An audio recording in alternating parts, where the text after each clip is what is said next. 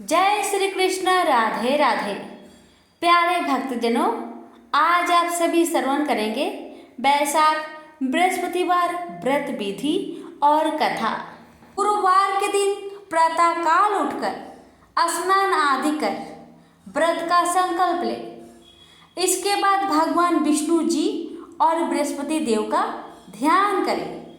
गुरुवार व्रत प्रभु नारायण को पीले वस्त्र, पीली फूल, मिठाई आदि चढ़ाए।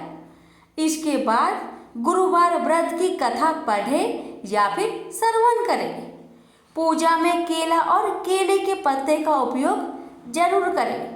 पूजा के बाद विष्णु जी की आरती अवश्य करें। मान्यता है कि जो भी व्यक्ति पूरे भक्ति भाव से विधि पूर्वक भगवान विष्णु का पूजा आराधना करता है और बृहस्पतिवार के दिन इन कथाओं को श्रवण करता है, उसके जीवन में सभी प्रकार के सुख मिलते हैं और संपूर्ण सौभाग्य की भी प्राप्ति होती है। गुरुवार के दिन सूर्य देव को जल चढ़ाए और फिर भगवान विष्णु के मंदिर में जाकर कलावे की बत्ती के साथ घी का दीपक जलाकर रखें। ऐसा करने से श्री हरि प्रसन्न होते हैं और आपको सुखी जीवन का आशीर्वाद देते हैं। और इसके साथ ही गुरुवार के दिन फलों का दान करने से कुंडली में शुभ योग बनते हैं। गुरु ग्रह की स्थिति मजबूत होती है। इस दिन जरूरतमंदों को पीले फलों का दान करने से पुण्य मिलता है और व्यापार में लाभ होता है। और इसके साथ ही गुरुवार को केसर दूध में डालकर या केसर की खीर बनाकर भगवान विष्णु जी को भोग लगाए और फिर परिवार के सदस्यों में बांटे। इससे जीवन में खुशहाली आती है और आर्थिक तंगी भी नहीं होती है। ये बड़े ही श्रद्धा से भगवान में मन लगाकर इस पावन कथा को श्रवण करते हैं और दूसरे भक्तों के पास भी शेयर करेंगे। प्रेम से बोलिए बृहस्पति भगवान की जय, विष्णु भगवान की जय। भारतवर्ष में एक प्रतापी और दानी राजा राज्य करता था। वह नित्य गरीबों और ब्राह्मणों की सहायता करता था। यह बात उसकी रानी को अच्छी नहीं लगती थी।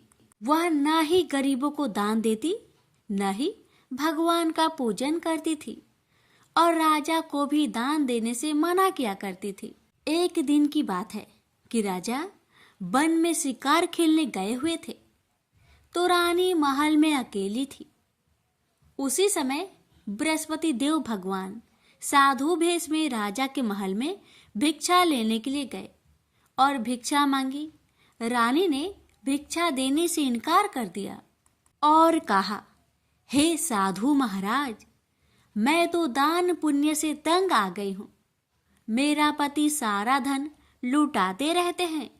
मेरी इच्छा है कि हमारा धन नष्ट हो जाए, फिर न रहेगा बांस, न बजेगी बांसुरी। रानी की बातें सुन साधु महाराज ने कहा, हे देवी, तुम तो बड़ी विचित्र हो। धन संतान तो सभी चाहते हैं, पुत्र और लक्ष्मी तो पापी के घर भी होने चाहिए। यदि तुम्हारे पास धन अधिक है तो भूखों को भोजन दो, प्यासों के लिए प्याव बनवाओ, मुसाफिरों के लिए धर्मशालाएं खुलवाओ।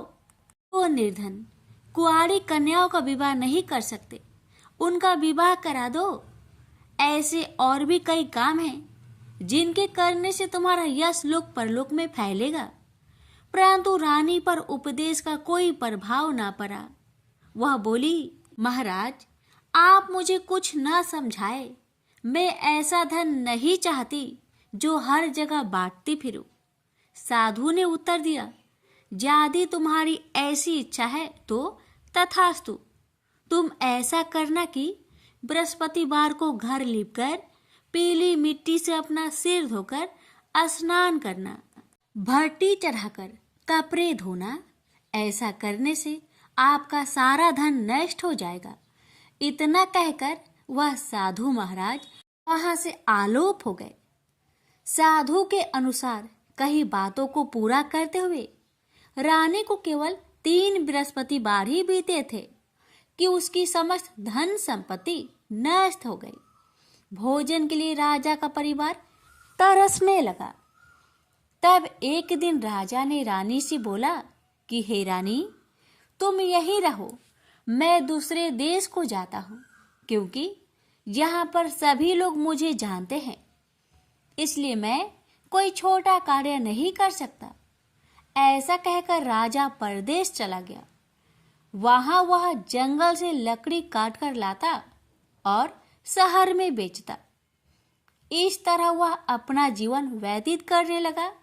इधर राजा के प्रदेश जाते ही रानी और दासी दुखी रहने लगी। एक बार जब रानी और दासी को 7 दिन तक बिना भोजन के रहना पड़ा, तो रानी ने अपनी दासी से कहा, हे दासी, पासी के नगर में मेरी बहन रहती है, वह बड़ी धनवान है, तू उसके पास जा और कुछ ले आ, ताकि थोड़ी गुजर बसर हो जाए। दासी रानी की बहन के पास गई, लेकिन उस दिन गुरुवार का दिन था और रानी की बहन बृहस्पतिवार का व्रत करती थी। उस समय व्रत पूजन करके वह बृहस्पति भगवान की कथा सुन रही थी। दासी ने रानी की बहन को अपनी रानी का संदेश दिया, लेकिन रानी की बड़ी बहन ने कोई उत्तर नहीं दिया। जब दासी को रानी की बहन से कोई उत्तर नहीं मिला तो उसे बहुत दुख हुआ, साथ ही साथ उसे क्रोध भी आया। दासी ने वापस जाकर रानी को सारी बात बता दी। रानी ने सुनकर अपने भाग्य को कोसा। उधर रानी की बहन ने सोचा कि मेरी बहन की दासी आई थी, परंतु मैं उससे नहीं बोली, इससे उसे बहुत दुख लगी होगी। कथा सुनकर और पूजन समाप्त करके वह अपनी बहन के घर गई और कहने लगी, हे बहन, मैं बृहस्पतिवार का व्रत कर रही थी, तुम्हारी दासी मेरे घर आई थी, परंतु जब तक कथा होती है तब तक ना तो उठते हैं और ना ही बोलते हैं, इसलिए मैं नहीं बोली। कहो दासी, क्यों गई थी? रानी बोली, बहन, तुमसे क्या छिपाऊं, हमारे घर में खाने तक को अनाज नहीं था। ऐसा कहते कहते रानी की आंखें भर आई। उसने दासी समेत पिछले 7 दिनों से भूखे रहने तक की बात अपनी बहन को विस्तार पूर्वक बताई। रानी की बहन बोली, देखो बहन, भगवान बृहस्पति देव सबकी मनोकामना को पूर्ण करते हैं। देखो, शायद तुम्हारे घर में अनाज रखा हो। पहले तो रानी को विश्वास नहीं हुआ, पर बहन के आग्रह करने पर उसने अपनी दासी को अंदर भेजा तो उसे सचमुच अनाज से भरा हुआ एक घड़ा मिल गया। यह देखकर दासी को बड़ी हैरानी हुई। दासी ने रानी से कहा, हे रानी, जब आपको भोजन नहीं मिलता तो हम क्या करते हैं? व्रत ही तो करते हैं, इसलिए क्यों ना इनसे व्रत और कथा की विधि पूछ ली जाए, ताकि हम भी व्रत कर सके। तब रानी ने अपनी बहन से बृहस्पतिवार के व्रत के बारे में पूछा। उसकी बहन ने बताया, बृहस्पतिवार के दिन व्रत में चने की दाल और मुनक्का से विष्णु भगवान का केले की जड़ में पूजन करे तथा दीपक जलाए, व्रत कथा सुने और पीला भोजन ही करे। इससे बृहस्पति देव प्रसन्न होते हैं। व्रत और पूजन विधि बताकर रानी की बहन अपने घर को लौट गई। 7 दिन के बाद जब गुरुवार आया तो रानी और दासी ने व्रत रखा। घुड़सार में जाकर चना और गुड़ लेकर आई। फिर उससे केले की जड़ तथा विष्णु भगवान का पूजन किया।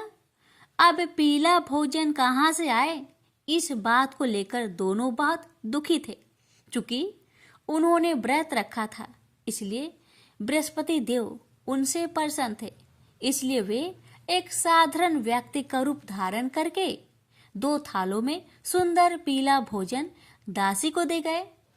भोजन पाकर दासी प्रसन्न हुई और फिर रानी के साथ मिलकर भोजन ग्रहण किया। उसके बाद वे सभी गुरुवार का व्रत और पूजन करने लगे। बृहस्पति भगवान की कृपा से उनके पास फिर से धन संपत्ति आ गई। परंतु रानी फिर से पहले की तरह आलस्य करने लगी। तब दासी बोली, देखो रानी, तुम पहले भी इस प्रकार आलस्य करती थी। तुम्हें धन रखने में कष्ट होता था, इस कारण सभी धन नष्ट हो गया।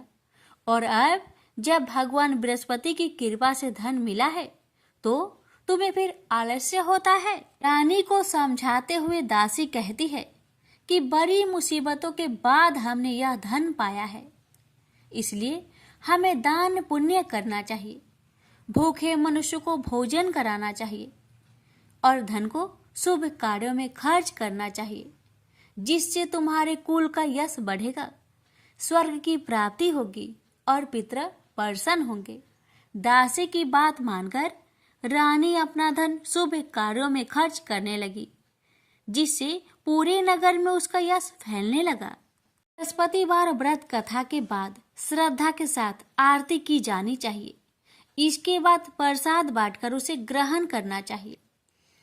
एक दिन राजा दुखी होकर जंगल में एक पेड़ के नीचे आसन जमाकर बैठ गया। वह अपनी दशा को याद करके व्याकुल होने लगा। बृहस्पतिवार का दिन था। एकाएक उसने देखा कि निर्जन वन में एक साधु प्रकट हुए। साधु भेष में स्वयं भगवान बृहस्पति थे। लकड़हारे के सामने आकर बोले, हे लकड़हारे, सुनसान जंगल में तू चिंता मग्न क्यों बैठा है? लकड़हारे ने दोनों हाथ जोड़कर प्रणाम किया और उत्तर दिया, हे महात्मा जी, आप सब कुछ जानते हैं, मैं क्या कहूँ?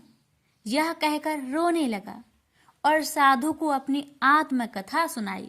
महात्मा जी ने कहा, तुम्हारी स्त्री ने बृहस्पति के दिन बृहस्पति भगवान का निरादर किया था, जिसके कारण रुष्ट होकर उन्होंने तुम्हारी यह दशा कर दी। अब तुम चिंता को दूर करके मेरे कहने पर चलो तो तुम्हारे सब कष्ट दूर हो जाएंगे और भगवान पहले से भी अधिक संपत्ति देंगे। तुम बृहस्पति के दिन कथा किया करो। 2 पैसे के चने मुनक्का लाकर उसका प्रसाद बनाओ और शुद्ध जल से लोटे में शक्कर मिलाकर अमृत तैयार करो। कथा के पश्चात अपने सारे परिवार और सुनने वाले प्रेमियों में अमृत व प्रसाद बांटकर आप भी ग्रहण करो।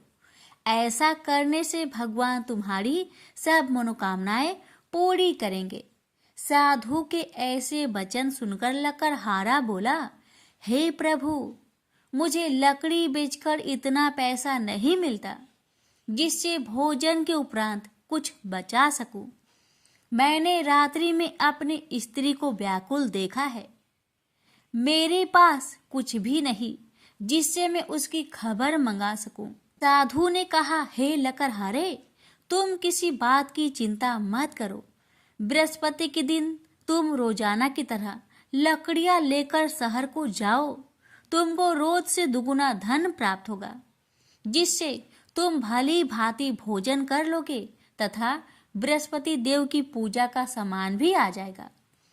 इतना कहकर साधु महाराज अंतर्ध्यान हो गए। धीरे धीरे समय व्यतीत होने पर फिर वही बृहस्पतिवार का दिन आया।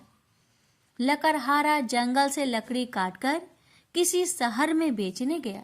उसे उस दिन और दिन से अधिक पैसा मिला। राजा ने चना, गुड़ आदि लाकर गुरुवार का व्रत किया। उस दिन से उसके सभी कलेश दूर हो गए। परंतु जब दोबारा गुरुवार का दिन आया तो बृहस्पतिवार का व्रत करना भूल गया। इस कारण बृहस्पति भगवान नाराज हो गए। उस दिन उस नगर के राजा ने विशाल यज्ञ का आयोजन किया तथा शहर में यह घोषणा करा दी कि कोई भी मनुष्य अपने घर में भोजन न बनाए, न आग जलाए। समस्त जनता मेरे यहाँ भोजन करने आए। इस आज्ञा को जो न मानेगा उसे फांसी की सजा दी जाएगी। इस तरह की घोषणा संपूर्ण नगर में करवा दी गई। राजा की आज्ञा अनुसार शहर के सभी लोग भोजन करने गए, लेकिन लकड़हारा कुछ देर से पहुंचा, इसलिए राजा उसको अपने साथ घर ले गए और ले जाकर भोजन करा रहे थे।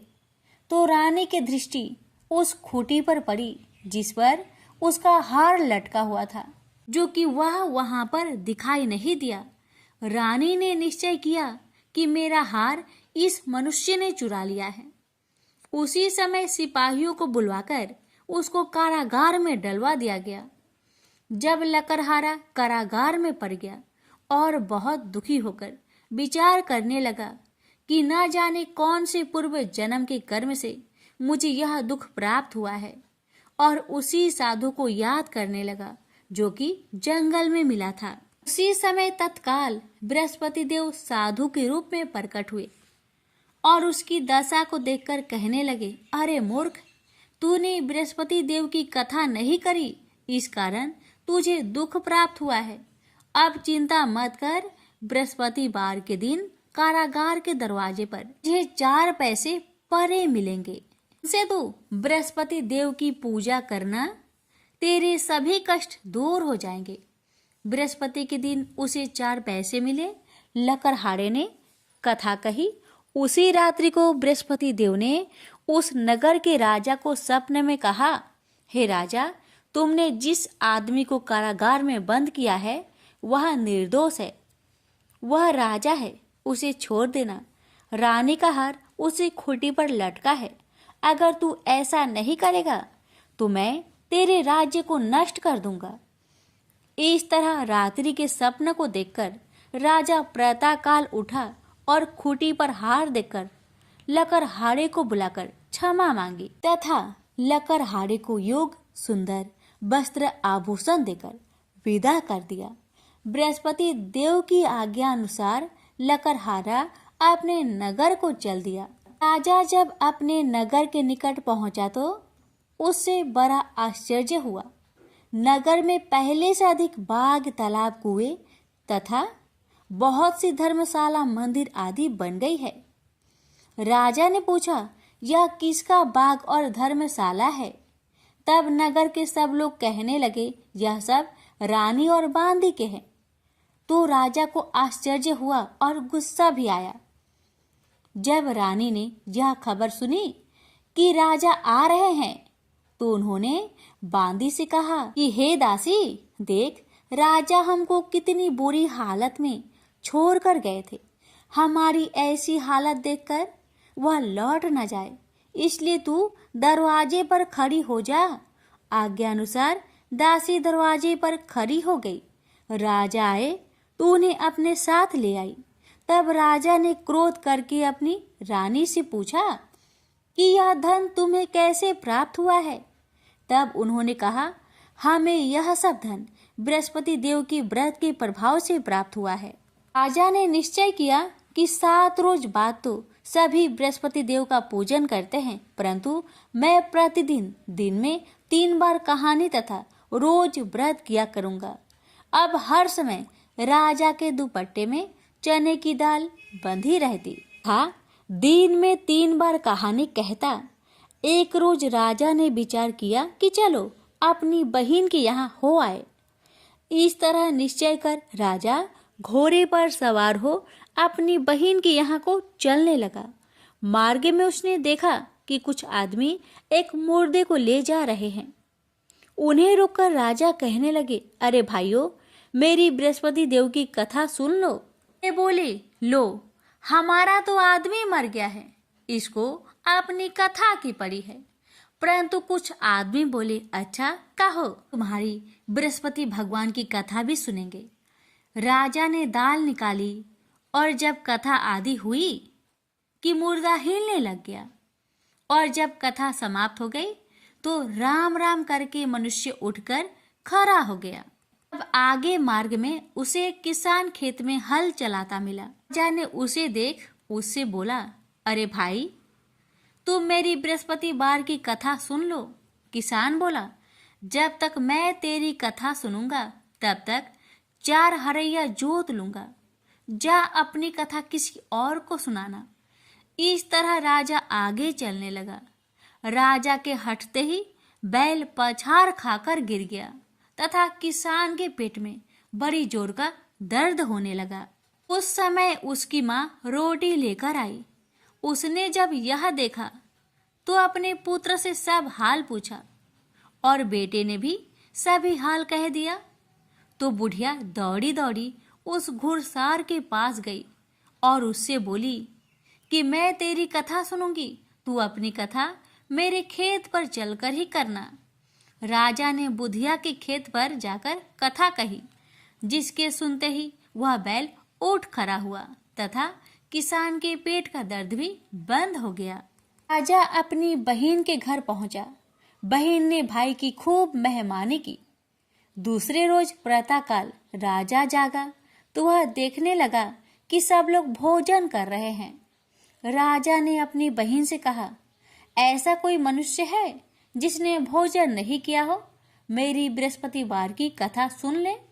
बहन बोली, हे भैया, यह देश ऐसा ही है कि पहले यहाँ के लोग भोजन करते हैं, बाद में अन्य काम करते हैं। अगर कोई पड़ोस में हो तो देख आऊं। वह ऐसा कहकर देखने चली गई, परंतु उसे कोई ऐसा व्यक्ति नहीं मिला जिसने भोजन न किया हो। अतः वह एक कुमार के घर गई जिसका लड़का बीमार था। उसे मालूम हुआ कि उनके यहाँ 3 रोज से किसी ने भोजन नहीं किया है। रानी ने अपने भाई की कथा सुनने के लिए कुम्हार से कहा। वह तैयार हो गया। राजा ने जाकर बृहस्पतिवार की कथा कही, जिसको सुनकर उसका लड़का ठीक हो गया। अब तो राजा की प्रशंसा होने लगी। एक रोज राजा ने अपनी बहन से कहा कि हे बहन, हम अपने घर को जाएंगे, तुम भी तैयार हो जाओ। राजा की बहन ने अपनी सास से कहा तो सास ने कहा, हाँ चली जाओ, परंतु अपने लड़के को मत ले जाना, क्योंकि तेरे भाई के तो कोई औलाद ही नहीं है। बहन ने अपने भैया से कहा, हे भैया, मैं तो चलूंगी, पर कोई बालक यहाँ से नहीं जाएगा। राजा बोला, जब कोई बालक नहीं चलेगा तब तुम ही क्या करोगी आके? बड़ी दुखी मन से राजा अपने नगर को लौट आया।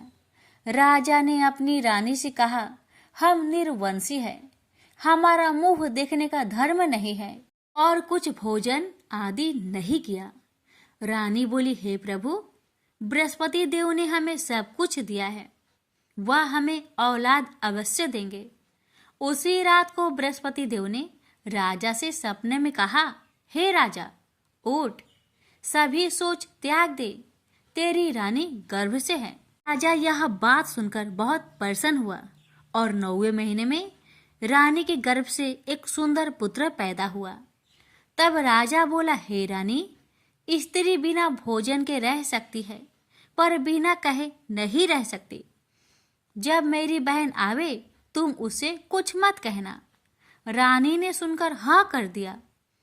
जब राजा की बहन ने यह शुभ समाचार सुना तो वह बहुत खुश हुई तथा बधाई लेकर अपने भाई के यहाँ आई। तभी रानी ने कहा, घोड़ा चढ़कर तो नहीं आई, गधा चढ़ी आई।